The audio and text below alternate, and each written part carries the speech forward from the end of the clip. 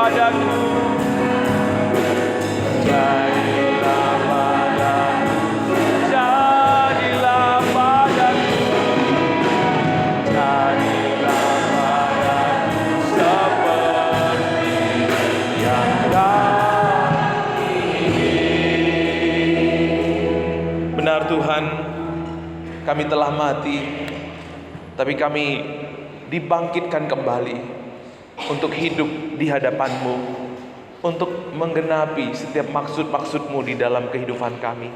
Bekerjalah Roh Kudus saat kami akan mendengar firman-Mu, menyelaraskan seluruh hati kami, hidup kami seturut dengan kehendak Bapa. Kami boleh menjadi gereja pribadi ya Bapa, yang menggenapi rencana-Mu, karena Roh Kudus-Mu bekerja di antara kami dan di dalam kami. Mari Roh Kudus, Engkau bekerja lewat pemberitaan firman. Hamba-Mu terbatas, kami semua terbatas, tapi kuasa Roh Kudus-Mu tidak terbatas bekerja di tengah-tengah kami. Kami siap menyambut firman-Mu, kami siap menerima kebenaran firman-Mu. Berbicaralah Roh Kudus, di dalam nama Yesus. Bapak Ibu yang siap mendengar firman bersama saya katakan amin. Silakan duduk. Salam. Selamat hari Pentakosta yang diberkati Tuhan. Hari Pentakosta adalah hari pencurahan Roh Kudus yang kita peringati setiap kali 10 hari setelah hari kenaikan Tuhan Yesus ke sorga. Nah, hari ini Bapak Ibu kembali kita memperingati, merayakan hari pencurahan Roh Kudus. Judul firman Tuhan pada pagi menjelang siang ini adalah pribadi Roh Kudus. Tadi kita sudah membaca dari Kisah Rasul, bagaimana murid-murid dan orang-orang percaya pada waktu itu berkumpul di satu tempat di atas di lantai 2 gitu ya. Mereka berdoa, lalu mereka menerima berkat pertama, penggenapan janji Tuhan yang pertama setelah Tuhan naik ke sorga, yaitu mereka mengalami pencurahan Roh Kudus. Nah, Bapak Ibu sudah sudah menonton film ini, Pesta Babi, ya kan? Orang berpikir, wah enak banget ini pesta babi. Ternyata bukan makan-makan babi, Bapak Ibu. Ini adalah judul film yang dibuat oleh Dandi Laksono dan Cipri Paju Dale, menyoroti perjuangan masyarakat Papua tentang hutan mereka, tanah adat mereka 2,5 hektar yang digunakan PNS ya, PSN ya, proyek strategi nasional ya. Banyak penderitaan yang mereka alami, banyak kesulitan yang mereka alami ya, banyak kesedihan yang mereka alami karena pemerintah yang seharusnya menolong mereka bukannya menolong tetapi malah menolong. Mereka seharusnya berlindung di bawah pemerintahan, tapi ternyata oknum-oknum pemerintahan justru menodong, justru mengeksploitasi tanpa mementingkan nasib keberadaan masyarakat Papua. Saudara, seharusnya negara menolong, tapi justru film-filmnya ya di stop, dilarang untuk beredar, untuk ditayangkan. Nah, pemerintah yang seharusnya menolong malah tidak menolong, malah menjadi penodong, malah menjadi pemereteli. Tapi hari ini Bapak Ibu, saya ingin memperkenalkan kepada Bapak Ibu satu pribadi yang jelas menolong. Dia tidak pernah menodong, dia tidak pernah mengintimidasi, dia tidak pernah menghancurkan. Siapa dia Bapak Ibu? Dialah Roh Kudus. Dialah Roh penolong. Dikatakan di dalam Yohanes 14, Ia akan memberikan kepadamu seorang penolong yang lain, supaya ia menyertai kamu selama-lamanya, yaitu Roh kebenaran. Ia menyertai kamu dan akan diam di dalam kamu. Aku akan mencurahkan Rohku ke atas semua manusia. Nah, ada janji Tuhan. Tuhan tahu kita ini manusia yang butuh penolong. Dari awal manusia diciptakan oleh Tuhan, manusia itu dilihat Adam itu butuh penolong. Maka dia berikan pendamping. Tapi sebenarnya pendamping yang Tuhan berikan dalam hidup kita itu terbatas, Bapak Ibu. Ada satu pendamping yang tidak terbatas, yang menemani kita dalam segala musim hidup kita, dalam segala area hidup kita. Dia selalu hadir. Itulah penolong yang setia yang kita sebut dengan Roh Kudus. Kita bersyukur kita punya pribadi yang selalu siap menolong kita. Kita bersyukur punya penolong yang setia. Kita bersyukur punya pribadi yang ada dalam setiap area hidup kita. Tuhan tahu kebutuhan Bapak Ibu Saudara dan saya. Makanya Dia mengutus seorang penolong. Yesus meminta kepada Bapa, aku minta kepada Bapa supaya roh penghibur itu, roh penolong itu datang, Saudara. Nah, kata penolong di sini diterjemahkan dalam bahasa asli Bapak Ibu adalah parakletos. Apa artinya? Penolong, penghibur, pendamping atau pembela. Ya. Yang selalu ada di samping kita, yang ada selalu menemani kita. Dia siap menolong kita, dia siap menghibur kita. Ya. Parakletos, bukan seperti yang didengung-dengungkan oleh saudara-saudara kita yang sebelah. Saudara-saudara kita yang di sebelah menafsirkan parakletos itu dipretelin atau diplesetin sedikit. Mereka sebut bukan parakletos tetapi periklitus. Nah, periklitus itu artinya apa? Yang terpuji. Nah, mengarah siapa? Oh, ini parakletos ini mereka tafsirkan paraklitus itu Muhammad. Ahmad katanya. Karena apa? Muhammad itu terpuji. Ahmad itu artinya terpuji. Bukan ya Bapak Ibu ya. Itu tidak sesuai dengan naskah-naskah Alkitab. Itu tidak sesuai dengan kebenaran-kebenaran atau terjemahan yang ada di Alkitab kita. Dan Ahmad tidak punya kuasa. Ya, sedangkan di sini kita lihat penolong, pendamping. Dan nanti kita lihat di dalam Kisah Rasul 1 ayat 8, dia adalah pribadi yang memberi kita kuasa. Ahmad tidak pernah bisa memberi kita kuasa. Dan Ahmad tidak pernah memberi kesaksian tentang Yesus. Jadi bukan paraklitus, ya. Nah, kuasa apa yang diberikan kepada kita lewat Roh Kudus ini menolong kita, bukan menolong kita supaya kita memuaskan keinginan daging kita, untuk menonjolkan diri kita, atau untuk menunjukkan diri kita kuat. Tapi parakletos ini, penolong ini diberikan kepada kita untuk apa Bapak Ibu? Untuk kita menjadi saksi Tuhan. Makanya dikatakan dalam Kisah Rasul 1 ayat 8, tetapi kamu akan menerima kuasa kalau Roh Kudus turun ke atas kamu, dan kamu akan menjadi saksiku di Yerusalem, Yudea, Samaria, dan sampai ke ujung bumi. Roh Kudus Tuhan berikan kepada kita untuk menolong kita menjadi saksi Tuhan. Minggu yang lalu pasti Bapak Ibu diberkati ya lewat pelayanan firman yang disampaikan oleh Pak Ketua Perancang kita, Pak Daud, bahwa ada pergerakan kerajaan Allah yang terjadi dalam hidup kita. Ya. Waktu Roh Kudus sebelum dicurahkan, murid-murid hidup dalam ketakutan. Murid-murid kembali kepada pekerjaan mereka yang lama. Mereka tetap menjadi orang yang diintimidasi. Mereka tetap menjadi murid-murid yang nggak ada bedanya dengan orang-orang dunia. Ketika Roh Kudus belum dicurahkan, Petrus itu seorang penyangkal, ya. Dan murid-murid kembali kepada pekerjaannya yang lama. Tetapi setelah Roh Kudus dicurahkan, apa yang terjadi Bapak Ibu? Seorang Petrus penyangkal menjadi pengkhotbah yang luar biasa. 3.000 orang bertobat sekali berkhotbah, ya. Luar biasa. Kenapa Bapak Ibu? Itulah kuasa yang diberikan Tuhan kepada kita. Kuasa Roh Kudus itu diberikan bukan kepada orang-orang yang merasa mampu, Tapi kuasa Roh Kudus itu diberikan kepada orang yang menyadari kelemahannya, menyadari ketidakberdayaannya, menyadari ketidakmampuannya. Ketika kita menyadari ketidakberdayaan kita, ketidakmampuan kita, kita bawa kepada Tuhan.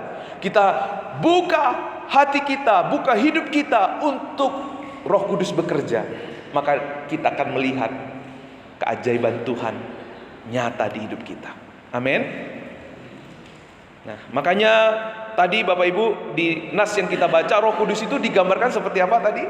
Seperti angin, tiupan angin. Lalu seperti apa yang kedua? Nyala api, lidah-lidah api. Nah, saya mau tanya kepada Bapak Ibu, ketika angin kencang datang, apa yang gak bisa diporak-poranyakan? Ketika api melahap satu benda, apa yang gak bisa diubah oleh api? Semua bisa diubah oleh api. Makanya kuasa di sini bukan berbicara tentang kuasa yang sekedar kuasa, tetapi kuasa di sini berbicara tentang dinamos. Seperti bom, kalau meledak itu Bapak Ibu, apa yang ada di sekelilingnya semua luluh lantah. Itulah kuasa yang Tuhan berikan kepada kita. Kalau kita menerima kuasa itu, Ia akan mengubah kita, Ia akan melululantahkan kesombongan kita, Ia akan melululantahkan segala keangkuhan kita, segala kekerasan hati kita. Bagi Roh Kudus tidak ada yang mustahil. Amin. Haleluya Bapak Ibu. Mungkin hari ini kita menyadari, Tuhan aku lemah, Tuhan aku banyak kekurangan, Tuhan aku gak mampu. Justru Bapak Ibu, Tuhan tahu kita gak mampu, Tuhan tahu kita lemah, Tuhan tahu kita rapuh, makanya Dia berikan Roh penolong kepada kita. Karena waktu kita bawa semuanya itu kepada Tuhan, Tuhan mengubahnya menjadi sesuatu yang luar biasa, sehingga banyak orang akan melihat, mendengar tentang perbuatan Tuhan kita, Yesus Kristus. Nah, mengapa Tuhan memberikan Roh Kudus? Supaya apa? Kita menjadi saksi Kristus.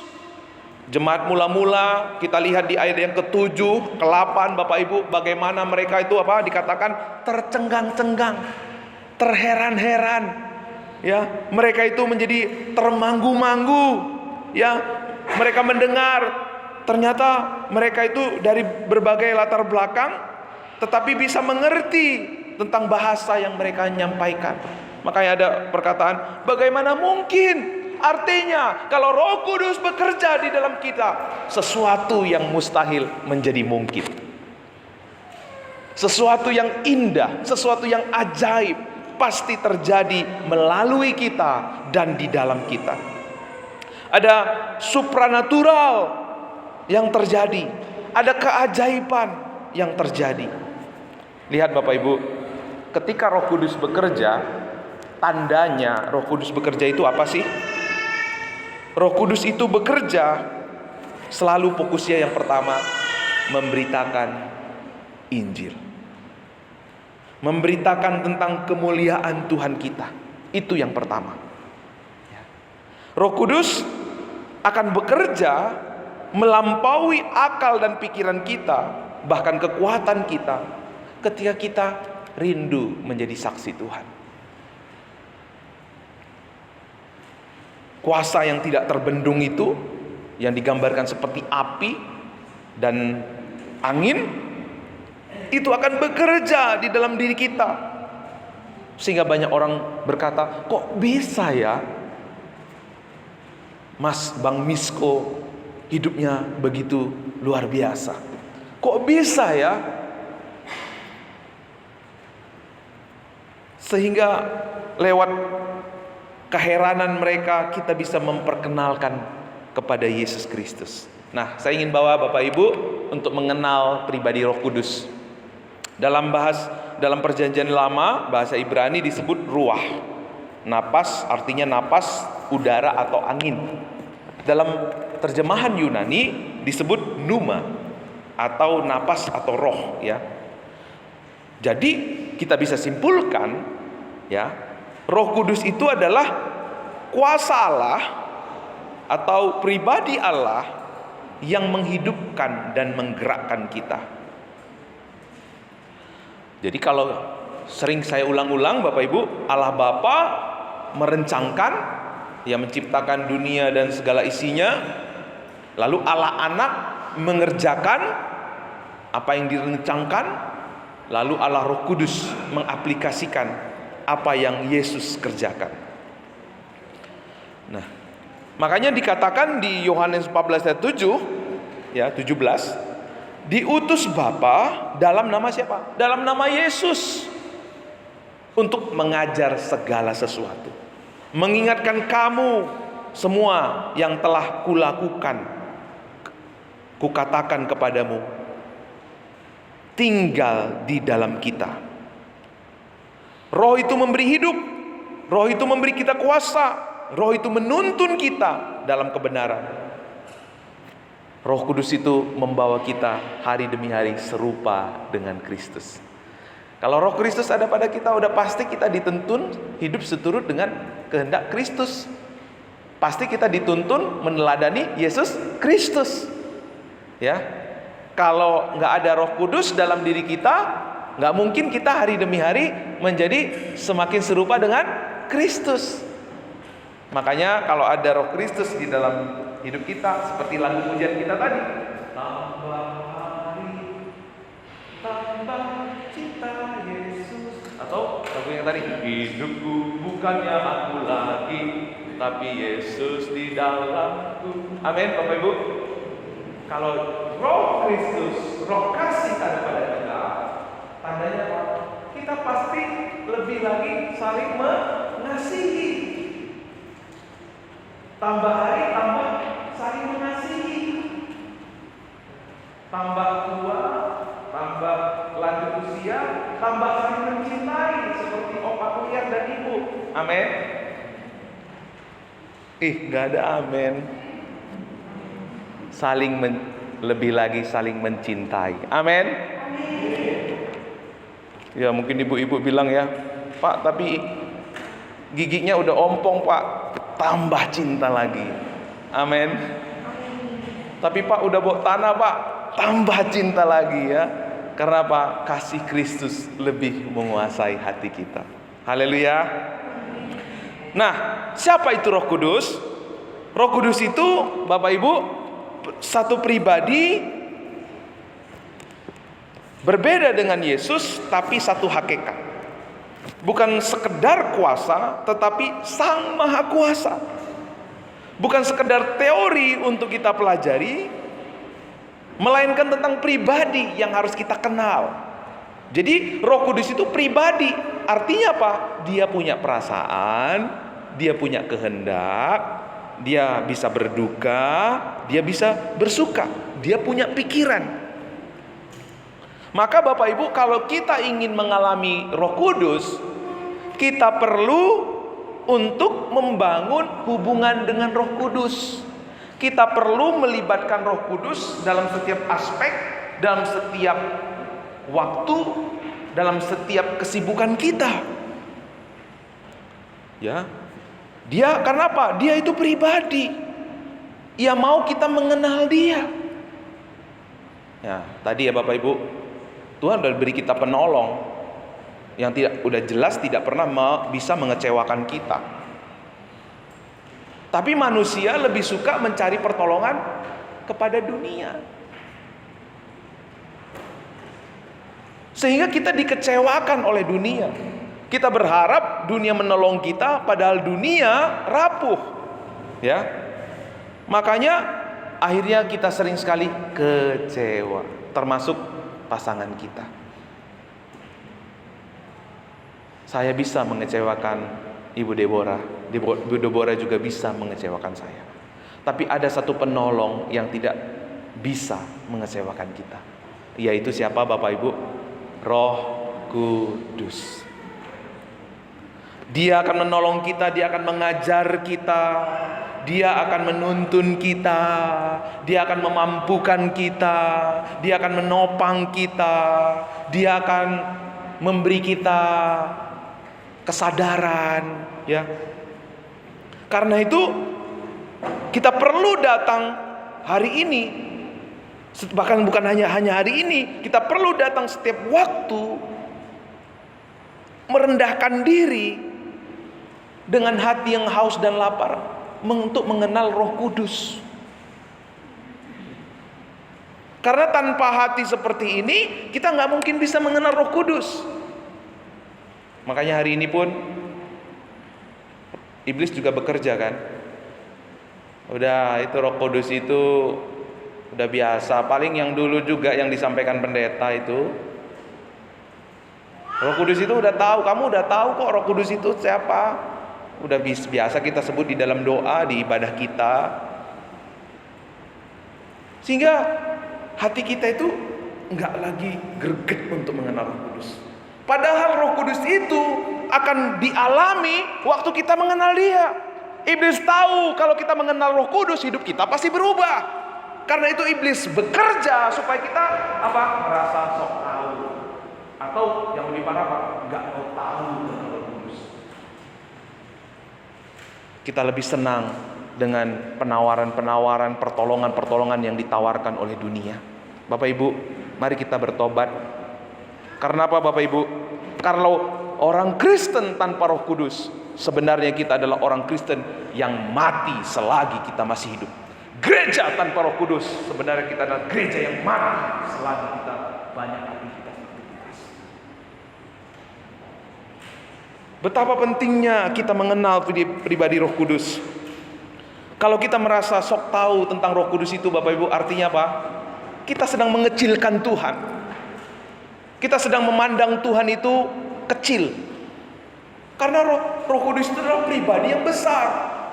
Tidak seorang pun di antara kita yang bisa memahami Roh Kudus. Opung Sialagan sampai detik ini sama Mbah Marius dengan usia yang luar biasa. Sepanjang kita hidup, tidak mungkin kita memahami tentang Roh Kudus. Karena itu orang yang mengenal Roh Kudus, yang merasa tahu tentang Roh Kudus, sebenarnya saudara belum tahu apa-apa tentang Roh Kudus. Tapi ketika hari ini saudara datang, Roh Kudus, aku pengen mengenal. Itu artinya saudara mulai mengenal Roh Kudus. Nah, karena itu Bapak Ibu, Roh Kudus itu Tuhan berikan di dalam hidup kita. Dikatakan Bapak Ibu di dalam Yohanes 14 ayat 17, Roh Kudus itu tinggal. Ia menjadi materai. Ia menjadi tanda bahwa kita ini milik Tuhan. Saudara mau tahu Bapak Ibu milik Tuhan atau enggak? Ada Roh Kudus. Ia sebagai materai, tanda bahwa kita milik Tuhan. Artinya apa? Kalau Roh Kudus sebagai tanda dia berdiam dalam diri kita, berarti bukan hanya diam, tetapi apa? Dia terlibat dalam segala aspek hidup kita. Itulah tanda bahwa kita adalah milik Tuhan.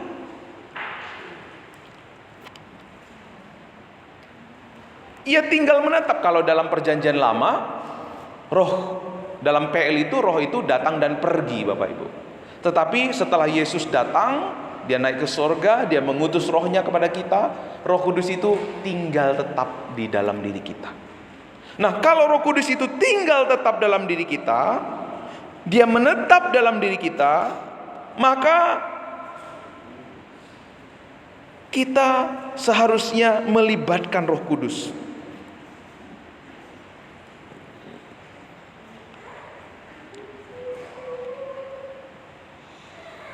Kalau Roh Kudus diam di dalam kita, jangan biarkan dia berdiam saja, tetapi biar kita melibatkan dia dalam segala aspek hidup kita. Karena kalau kita tanpa pimpinan Roh Kudus Bapak Ibu, kita berjemaat hanya sebagai orang yang beragama, ibadah kita akan menjadi ibadah yang seremonial, rutinitas saja. Persekutuan kita akan kesibukannya adalah organisasi saja. Belajar firman itu hanya memuaskan pengetahuan saja, ya gitu. Aku udah tahu gitu ya. Melayani itu hanya kesibukan sosial saja. Berdoa tanpa Roh Kudus itu hanya akan menjadi rutinitas agamawi saja. Ketaatan tanpa Roh Kudus itu hanya moral saja. Artinya tanpa Roh Kudus, kehidupan rohani kita itu mati. Makanya orang Kristen yang tanpa Roh Kudus, ia adalah pribadi yang mati selagi masih hidup. Nggak mungkin orang mati melahirkan orang hidup. Betul ya? Organisasi hanya bisa melahirkan organisasi. Tapi organisme pasti melahirkan organisme. Gereja yang mati hanya sebagai organisasi, makanya akan sibuk dengan organisasi-organisasi saja. Tapi gereja yang hidup dalam roh, dalam pimpinan roh, dia adalah organisme. Maka akan melahirkan organisme, akan melahirkan gereja. Orang percaya yang menghidupi Roh Kudus, ia akan melahirkan orang percaya. Kenapa? Dia hidup. Kenapa ada orang Kristen gak pernah melahirkan satu orang pun murid dalam hidupnya, gak pernah menghasilkan satu orang pun percaya dalam hidupnya, gak pernah menghasilkan buah-buah roh dalam hidupnya? Karena hanya hidup sebagai apa? Organisasi. Tuhan mau tidak seorang pun jemaat Gereja Baptis Indonesia Pabaton hidup hanya sebagai organisasi. Tapi kita adalah organisme. Kita ini adalah tubuh Kristus, yang seharusnya lewat tubuh Kristus itu lahir jiwa-jiwa baru, lahir para petobat-tobat baru, lahir murid-murid Kristus lewat kehidupan kita. Minimal anak kita, minimal cucu ya, yang Tuhan percayakan. Karena apa? Karya Roh Kudus itu jelas. Kalau kita bisa percaya Yesus, kita mengenal Yesus, itu karena pertolongan Roh Kudus. Kita bisa melahirbarukan, kita bisa menjangkau jiwa, kita bisa memuridkan, kita bisa mendampingi. Itu karena Roh Kudus yang bekerja dalam diri kita.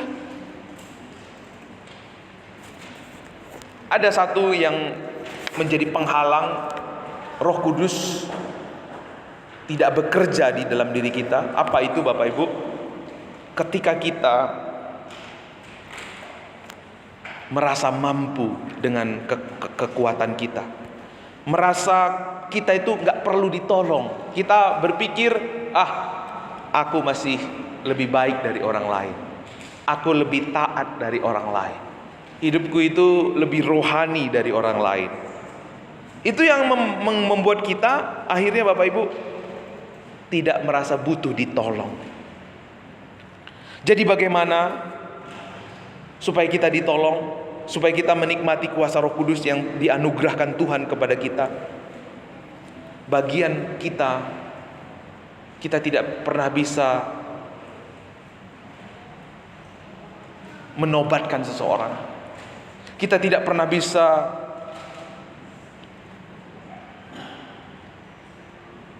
melakukan sesuatu di luar kemampuan kita. Tetapi ketika kita berusaha melibatkan Roh Kudus, membiarkan Roh Kudus bekerja di dalam hidup kita, membiarkan Dia memenuhi hidup kita, di situ kita akan mengalami terobosan di dalam hidup kita. Maka dikatakan di dalam 4a Bapak Ibu, penuhlah mereka dengan Roh Kudus. Jemaat mula-mula itu setelah mengalami kepenuhan Roh Kudus, hidup mereka berlipat ganda. Mereka semangat dalam bersekutu, mereka semangat dalam pengajaran rasul-rasul, mereka semangat dalam beribadah. Mereka diproses sebagai tubuh Kristus, sehingga apa? Mereka menjadi gereja yang hidup, dan mereka melahirkan gereja-gereja. Mulai dari Kisah Rasul, ada di Korintus, ada di Efesus, ada di Galatia, sampai ke ujung bumi. Mereka menggenapi amanat agung. Tuhan memberi kita perintah, Tuhan memberi kita amanat, tapi Dia tidak membiarkan kita sendiri. Dia memberi kita Roh penolong. Ya.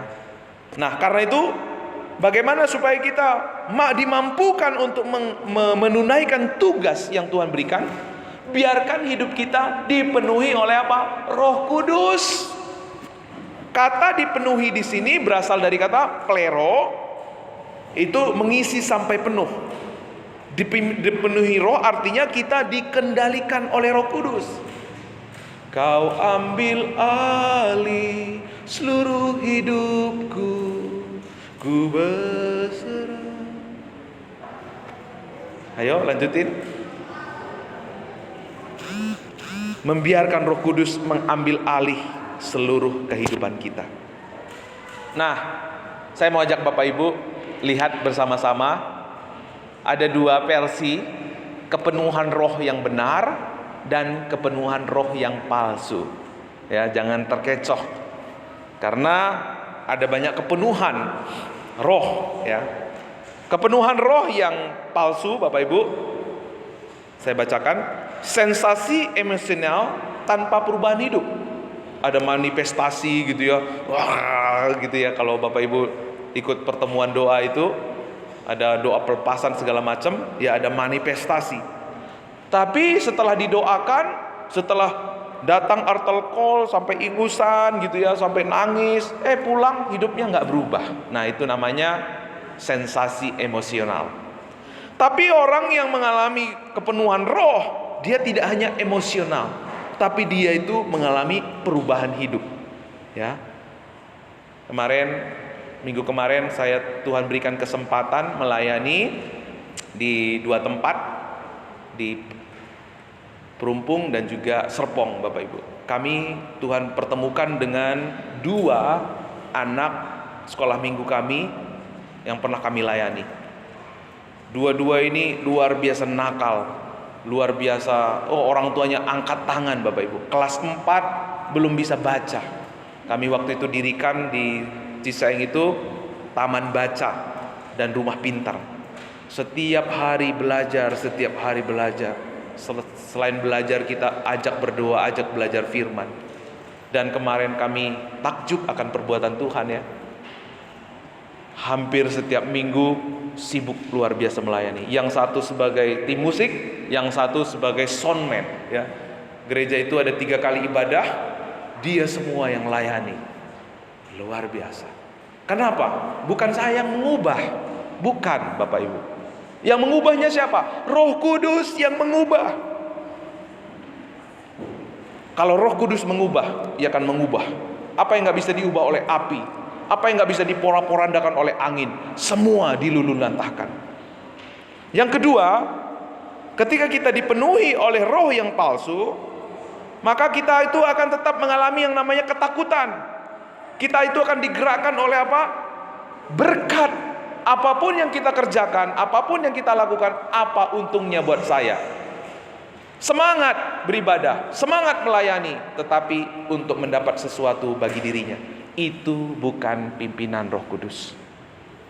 Kalau kita dipimpin oleh Roh Kudus, yang menggerakkan kita adalah kekaguman, rasa syukur akan perbuatan Allah dalam hidup kita. Nothing tulus, tanpa pamrih. Kita ikhlas. Karena pelayanan yang seperti ini akan membuat kita tetap berdiri di hadapan Allah. Waktu ada orang yang tidak mengakui pengorbanan kita tidak menjadi kecil hati. Roh Kudus akan ingatkan, emang kamu lakukan itu untuk diperhitungkan oleh orang lain? Untuk siapa kamu lakukan itu? Untuk Tuhan. Ngapain kamu sakit hati? Ngapain kamu mundur? Kita akan tetap berdiri di hadapan Allah. Yang ketiga, Bapak Ibu, fokusnya orang yang kepenuhan roh palsu itu apa? Fokusnya kepada aturan-aturan. Ada istilah apa? Mabuk agama. Ya, mabuk agama sampai nggak masuk logika, gitu ya, kehilangan akal sehat, gitu ya. Karena apa? Mabuk agama.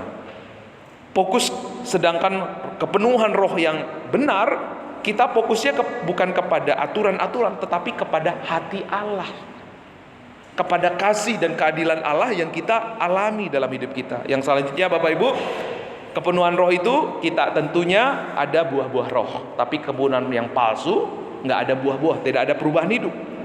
Ya, kepenuhan roh yang saya temukan yang terakhir, taat karena logika. Ini yang palsu. Yang benar itu kita taat bukan karena logika, bukan karena pengertian kita, tetapi karena iman. Contoh begini, Bapak Ibu, jujur, baik, Setia itu sesuatu yang hebat bukan? Itu sesuatu yang indah bukan? Pasti indah. Setia, jujur, taat. Kita idam-idamkan semua itu. Tapi Bapak Ibu, buat orang beragama itu hebat. Buat orang yang beragama itu, itu sesuatu sekali. Tetapi di dalam nilai Injil, di dalam kita dipimpin oleh Roh Kudus, kalau kita melakukan ketaatan, kebaikan itu untuk agenda pribadi kita, itu buah palsu, itu bukan buah roh. Rendah hati, banyak orang rendah hati, tapi bukan berdasarkan buah roh. Mereka rendah hati, Bapak Ibu, untuk sebuah keuntungan. Minta maaf, itu bagus gak? Bagus. Tapi dalam hati, iya aku minta maaf dulu, entar supaya habis itu aku minta maaf, aku dapat sesuatu dari dia. Itu namanya rendah hati yang palsu. Ya. Jika bukan digerakkan oleh roh, setiap ketaatan kita, setiap kebaikan kita, itu adalah yang memimpin adalah roh perbudakan.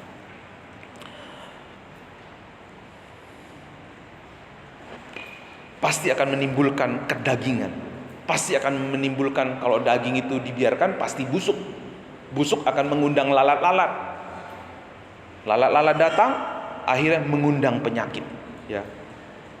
Tapi ketika kita dipimpin oleh Roh Kudus, roh itu kekal. Amin. Roh itu apa? Menuntun kita kepada kehidupan, memberi kita hidup. Makanya kebaikan, pengorbanan, perbuatan baik, kesetiaan yang lahir dari Roh Kudus, dia tidak akan pernah pamrih. Beberapa waktu lalu di itu melayani seorang ibu, tenang, bukan ibu dari antara gereja ini. Pak, Bu, aku akan ambil HP yang sudah aku kasih sama orang itu. Ya gitu kan, udah dikasih, diambil lagi. Karena apa? Karena dia sudah memperlakukan saya tidak baik. Nah saudara, kalau kita memberi lahir dari roh, kita nggak akan berlaku seperti itu. Emang itu milikmu, ya itu sebenarnya kita dipercayakan kepada kita. Nah, karena itu saudara, betapa penting kita untuk dipenuhi oleh Roh Kudus. Apa artinya? Bagaimana kita mengalami kepenuhan roh? Disebut Bapak Ibu di dalam Galatia, hidup oleh roh. Disebut itu Bapak Ibu dalam bahasa asli paripateo. Berjalan dalam roh. Artinya apa? Setiap perjalanan kita, setiap apa yang kita lakukan, setiap apa yang kita kerjakan, biar kita itu dituntun oleh Roh Kudus. Seperti kalau Bapak Ibu, ya pasti ini Inang Nebaho pasti ngerti ya, suka jadi MC ya Inang ya. Pasti ibu-ibu yang sudah punya cucu itu ngerti. Nah, paripateo itu Bapak Ibu ketika ada anak kecil baru jalan gitu ya, baru miring-miring, baru mau jatuh gitu ya. Tapi ini sama papanya atau mamanya, ayo jalan. Anak itu langsung jalan. Gak. Itu namanya paripateo. Dan itulah kehidupan ketika kita dipimpin oleh Roh Kudus. Paripateo, kita melangkah menjatuhkan diri karena apa? Ada Roh Kudus yang menopang kita, memimpin kita, ada Roh Kudus yang menolong kita. Itulah namanya paripateo. Makanya dikatakan dalam Galatia 5 ayat 18, berilah dirimu dipimpin oleh roh. Jadi Roh Kudus tidak bisa berbuat apa-apa dalam diri kita kalau kita nggak membuka hati kita. Bagaimana kita bisa membuka hati kita kalau kita tidak mengosongkan diri kita?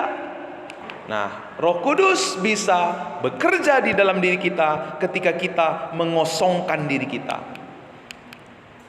Seperti Bapa kita, dia juga mengosongkan dirinya. Bukan hidup dengan kekuatan kita. Ya makanya disebut di dalam Roma, kamu tidak hidup di bawah kasih karunia kalau kamu hidup dari hukum Taurat. Roh Kudus tidak bisa bekerja, artinya Bapak Ibu, Roh Kudus tidak bisa bekerja kalau kita mengandalkan perbuatan baik kita. Kalau kita mengandalkan ketaatan kita. Tidak tinggal dalam pribadi yang merasa, Roh Kudus itu tidak tinggal pada pribadi yang merasa dirinya mampu, merasa dirinya sempurna. Ia justru mencari orang-orang yang menyadari kerapuhannya, menyadari kelemahannya. Lihat Bapak Ibu, Simon Petrus dan teman-teman, mereka adalah orang-orang yang lemah. Yohanes punya kelemahan, Lukas punya kelemahan. Tapi begitu Tuhan mengutus Roh-Nya, mereka semua yang punya kelemahan justru Tuhan pakai, Tuhan ubahkan menjadi seorang yang luar biasa. Tetapi berbeda Bapak Ibu dengan orang-orang pada zaman Menara Babel. Menara Babel itu orangnya semua orang-orang hebat. Mereka ahli merencang, mereka ahli dalam bangunan, mereka ahli dalam kerjasama, mereka ahli dalam bahasa, mereka ahli dalam hubungan antara satu dengan yang lain. Mereka ahli semua. Tetapi ketika bukan Roh Allah yang memimpin, maka Bapak Ibu yang terjadi bukan sesuatu yang memberi mereka kemudahan, tapi yang justru terjadi apa? Perpecahan dan kehancuran. Bahasa mereka dikacaukan. Nah, yang tinggal hanya apa? Monumen. Karena motivasi mereka membangun Menara Babel itu apa? Supaya nama kita dikenal. Kalau kita mau dipimpin oleh Roh Kudus, kita perlu membawa kelemahan kita. Kita perlu menyadari, Tuhan aku gak sanggup, aku gak mampu. Di saat kita membawa kelemahan kita, aku gak sanggup Tuhan, tapi aku rindu memuliakan-Mu. Di saat itulah Roh Kudus bekerja di dalam diri kita. Apa yang Dia lakukan untuk orang-orang pada zaman gereja mula-mula, Dia juga akan sanggup lakukan untuk kita semua. Dia pasti melakukan perkara-perkara yang ajaib. Dia pasti membuat banyak orang akan tercengang-cengang, terkagum-kagum, karena Kristus, Roh-Nya bekerja di dalam hidup kita. Bukan kuat, bukan gagah, tapi Roh-Ku, kata Tuhan. Gunung tinggi diratakan, gunung tinggi dipindahkan. Itulah Roh Kudus yang bekerja, yang Bapa berikan kepada kita. Karena itu Bapak Ibu, yang perlu kita lakukan, yang perlu kita terus sadari, mari kita mengosongkan diri kita. Dia Roh penolong. Kalau kita merasa nggak perlu ditolong, Dia nggak akan bekerja dalam diri kita. Orang yang menyadari kekurangannya, kelemahannya, ketidakberdayaannya, akan mampu mengosongkan dirinya. Tuhan, kalau tanpa Engkau aku tidak mungkin bisa hidup. Engkau telah memberi aku hidup, Engkau memberikan segalanya buat aku. Aku ini bukan siapa-siapa tanpa Engkau Tuhan. Ketika kita menyadari kelemahan kita, kekurangan kita, kita rindu mengenal Roh Kudus. Kita rindu untuk datang kepada Roh Kudus, dan Roh Kudus mengisi hati kita. Di saat itulah ada kuasa yang bekerja di dalam diri kita. Lihat murid-murid Bapak Ibu. Tuhan bilang, kamu nanti ya kumpul ya di Yerusalem ya, jangan kemana-mana. Mereka kumpul, mereka bertekun, mereka berdoa bersama-sama. Ada kehausan, ada kelaparan akan janji Tuhan. Bagaimana kita mengalami kuasa Roh Kudus? Saat kita merindukan, menyadari kekurangan kita, kelemahan kita, kita merindukan Dia. Kita membuka hati kita untuk dipenuhi oleh Roh Kudus. Maka pada waktu itu Roh Kudus akan bekerja. Tadi di sekolah minggu tidak secara kebetulan kita dengan bapak-bapak sharing bahwa Roh Kudus itu memberi kita berbicara, menuntun, mengajar kita. Tapi seringnya Bapak Ibu kita kurang melatih kepekaan kita. Ya. Yang jelas Roh Kudus itu selalu akan menuntun kita kepada tujuan Kristus. Roh Kudus akan menuntun kita semakin hari seperti Kristus. Roh Kudus akan menuntun kita hari demi hari menggenapi janjinya, memenangkan jiwa dan memuridkan. ada satu olahraga yang unik Bapak Ibu. Nah, ini namanya stoisen ya. Itu berjalan seperti Roh Kudus, itu bisa digambarkan seperti olahraga ini ya. Jadi kakinya diikat antara dua orang lalu lomba lari gitu ya. Nah, inilah gambaran bagaimana kita berjalan dengan Roh Kudus. Kita berjalan bersama Roh Kudus, kita mengikuti Roh Kudus. Kita nggak bisa, saya jalan dulu ya Roh Kudus, kamu ikutin saya, nggak bisa Bapak Ibu. Kita berjalan bersama-sama. Dan ini butuh kerendahan hati, butuh kita menyangkal diri kita, ya. Butuh kita mengakui ketidakberdayaan kita, ya. Jadi Roh Kudus itu secara singkat saya sampaikan bagaimana kita mengalami Roh Kudus dalam hidup kita. Yang pertama Bapak Ibu, kita mengaku dosa kita, mengaku kelemahan kita, kita membereskan dosa kita. Lalu minta Roh Kudus menyelidiki hati kita, kita mengaku dengan jujur, lalu kita menerima pengampunan. Lalu kita membuang keangkuhan kita, kesombongan kita, keinginan duniawi kita. Kita mengosongkan diri bahwa saya ini bukan milik saya lagi, saya ini milik Kristus. Lalu kita datang kepada Tuhan dengan kehausan. Kita sangat merindukan kehadirannya. Lebih dari apapun, Dia segalanya buat kita. Lalu Bapak Ibu, yang keempat, minta dengan iman. Roh Kudus penuhi saya, Roh Kudus ambil alih, Roh Kudus tuntun saya, Roh Kudus ajarin saya. Lalu untuk selanjutnya kita butuh melatih kepekaan kita. Mengapa kita butuh untuk sharing lewat sekolah minggu, lewat KPW Bapak Ibu? Karena lewat itu kita saling mengasah, kita saling melatih kepekaan kita terhadap Roh Kudus. Mungkin saat ini kita sering mengabaikan Roh Kudus. Kita mungkin merasa mampu, tapi saya mau baca dari Filipi 2 ayat 5 sampai yang ke-8.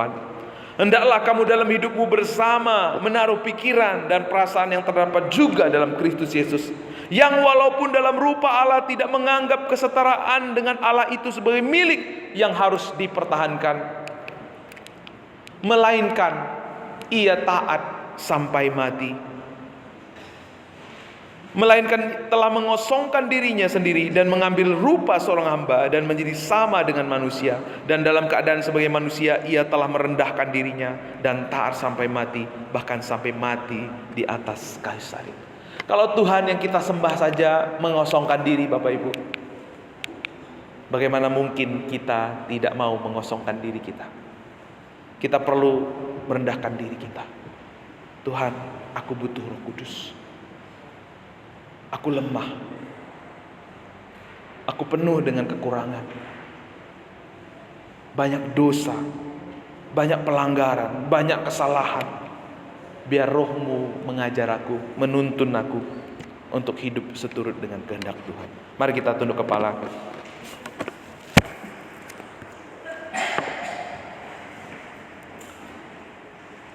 Mari kita biarkan Roh Kudus saat ini mengkoreksi setiap hati kita.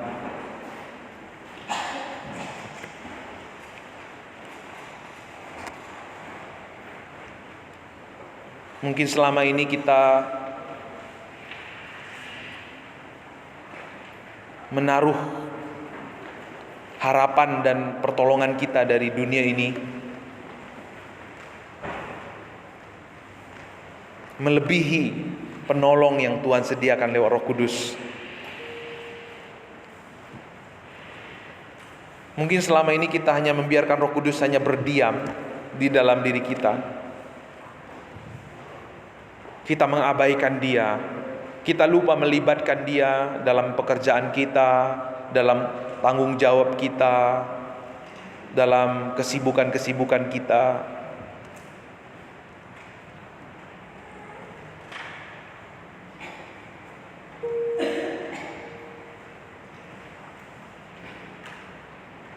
Mungkin selama ini kita merasa tahu tentang Roh Kudus, atau mungkin kita sok tahu tentang Roh Kudus. Kita merasa puas dengan pengetahuan kita. Mari kita datang kepada Tuhan. Biar Tuhan membereskan hati kita. Biar Tuhan membaharui hati kita. Roh Kudus, Roh yang lemah lembut, Roh yang penuh kasih, bekerjalah di antara kami. Koreksilah hati kami, selidikilah hati kami, Roh Kudus. Biar kami menjadi tubuh Kristus yang menggenapi rencana-Mu. Tidak ada di antara kami yang menjadi gereja tanpa roh. Tidak ada di antara kami hidup selagi mati, mati selagi masih hidup. Mari Roh Kudus bekerjalah. Berikan kami kehausan. Biar kami menyadari bahwa tanpa Tuhan kami hamba dosa. Tanpa Tuhan kami penuh dengan kelemahan dan ketidakberdayaan terhadap dosa-dosa kami. Bawa kami Roh Kudus untuk menyadari keadaan kami, sehingga kami dimampukan untuk datang kepada Tuhan dengan mengosongkan diri kami, sehingga Roh Kudus-Mu mengambil tempat, mengambil kendali dalam hidup kami ya Bapa. Dan biar kami terus menjadi orang-orang yang membiarkan Roh-Mu memimpin kami. Paripateo, membawa kami di mana Tuhan berada. Biar kami menjadi orang-orang yang saling menghangatkan, saling menyalakan api, menjadi orang-orang yang menyala dalam mengikuti kehendak Tuhan. Terima kasih Roh Kudus. Haleluya Bapa.